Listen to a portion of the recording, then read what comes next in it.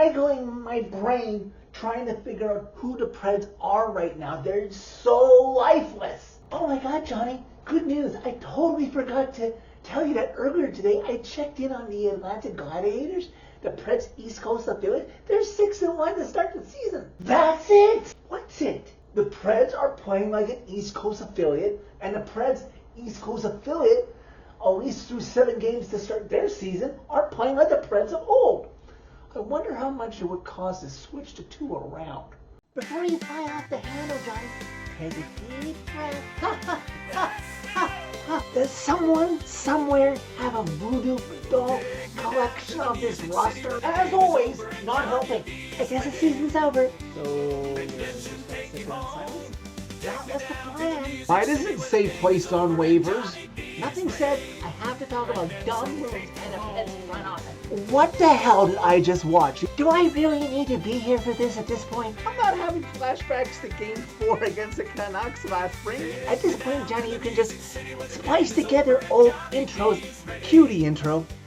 Redemption take you home. Here I am again, starting another Preds fan reaction video, the same way I have so many times this season, trying to figure out who this team is with the effort we see night after night. Preds lose 3-1 to the Philadelphia Flyers Thursday night, blah, blah, blah, blah, blah, inside Bridgestone Arena. After everything I'd seen this team say after Tuesday's game in Minnesota with how Toronto handled the overtime situation, I thought if just for one game, this team could bring this fan base some joy. Well, they did for one game. It was just for half of a period, really.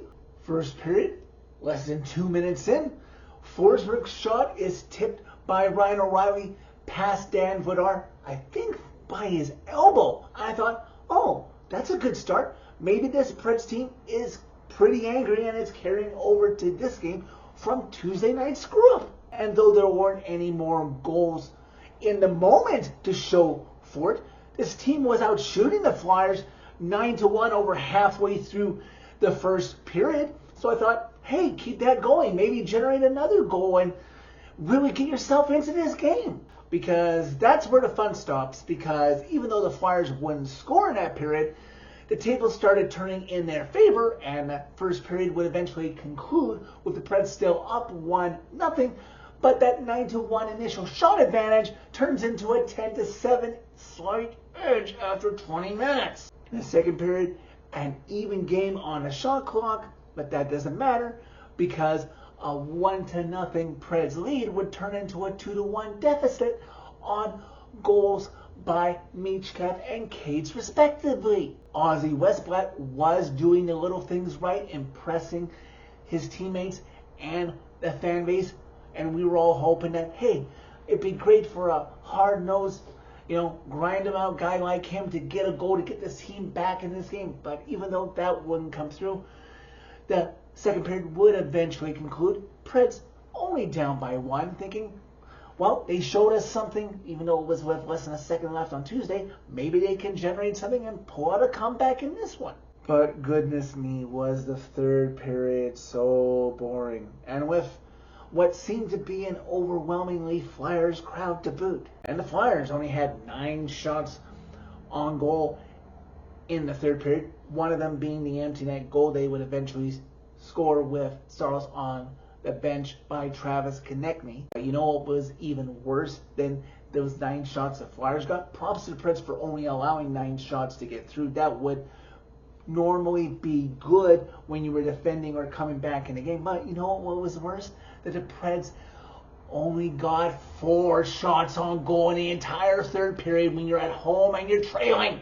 And of those 4 shots, the Preds only had 2 up until 4 minutes remaining, and after that, they only had 2 from there. That is absolutely inexcusable. No finish with this team. There are no playmakers on this team to drive the play to get a tying goal or get that clutch go-ahead goal. Oh yeah, and let me not forget before this Preds fan reaction has concluded tonight that I am going to touch on roster management. This game would finally be over. Preds would lose to the Flyers by a disappointing 3-1 margin.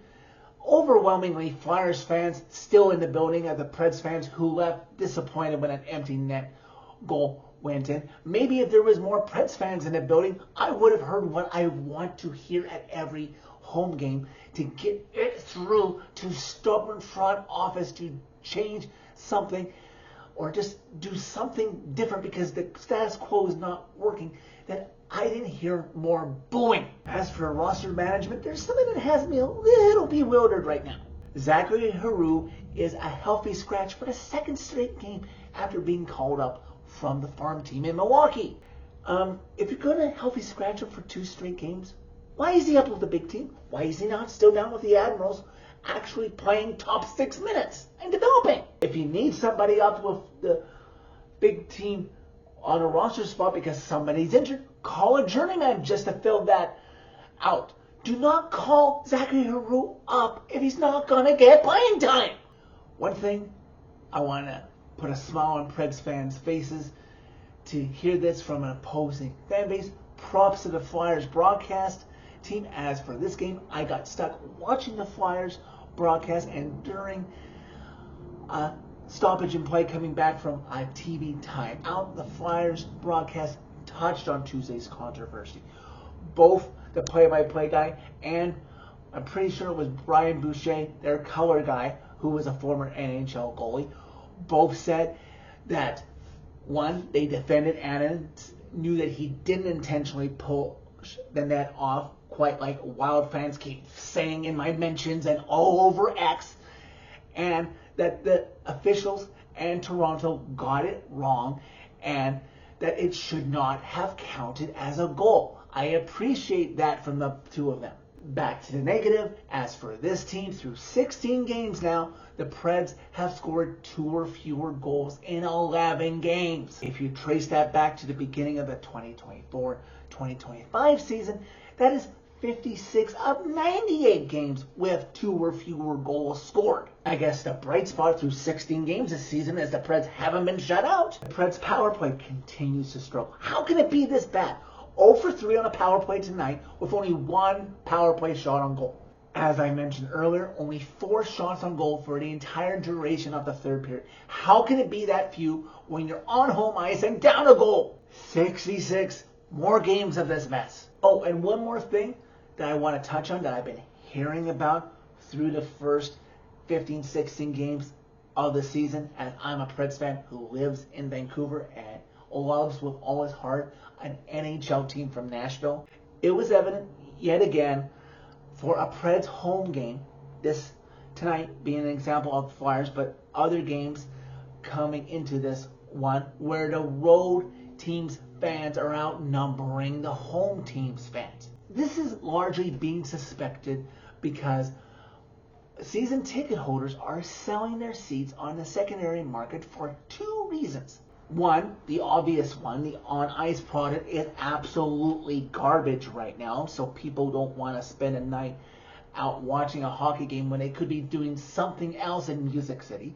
And 2, that the sales department is selling single game seats at a discounted rate that makes them cheaper than the per rate ticket that season ticket holders spend for their entire collection for the season, and that is just not right to that loyal fan base that buys season tickets, especially when the front office is jacking up season tickets for multiple seasons now with no freeze or discount when the on-ice product is not improving. The front office, with that decision, is doing no favors to the sales department over here. Up next is a matinee game Saturday afternoon at home to Dallas. That'll be fun. That'll be fun. Dallas Stars fans invading Bridgestone Arena. Please give me something, Preds, because I'm probably going to be stuck on Sportsnet. They're probably going to give me the Stars feed. Maybe I'll get lucky and get the Preds feed. There's only so much green I'm going to be able to stomach. Please make up for your last home game loss to them a couple weeks back and give me something positive that will lead to only one game before the Sweden trip. So that's it for this video. Thank you very much for watching. As always, click like if you like this video. Click subscribe if you really like it. You can find my social media and interact with me during every Preds game by clicking on a channel name. Tell all your friends about redemption, that everyone deserves a chance at redemption. Maybe not some people involved in the Preds front office right now. But anyways, don't miss a chance to witness redemption.